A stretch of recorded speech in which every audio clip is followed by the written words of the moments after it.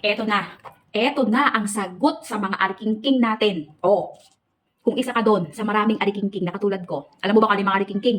Yung mga katikati sa katawan, yung mabilis kapitan ng mga katikati sa mga paa, yung konting kagat lang, ayan na. Ang kagandahan dito, etong product na to, ayan oh, etong product na yan, eto yan. Ay nako, ang galing ko magbasa, naintindihan ko, oh, di ba? Joke lang, charot lang. Merong manual. Merong manual na English naman, eto. Merong description dito na English na madaling intindihin.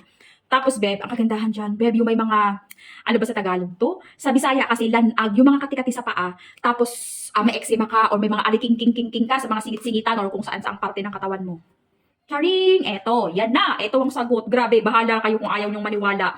Pero sa mga katikati sa paa, yung mga kagat ng lamok, yung mga, hindi ko alam kung ano. Alipunga yata sa Tagalog yun, yung lanag. Lanag sa Bisaya sa amin. Pero sa Tagalog, alipunga yata. Pag may mga ganun. Beb, dalawang pahid lang. Isang pahid o dalawang pahid. Makikita mo ng improvement. Itry mo lang. Dahil napakamura lang naman ng brand na to. Subukan mo lang. Bahala ka nang magdesisyon. At bahala ka nang magpatunay. Kung talaga mag-PM ka na lang sa akin. Pag napatunayan mo na, ha?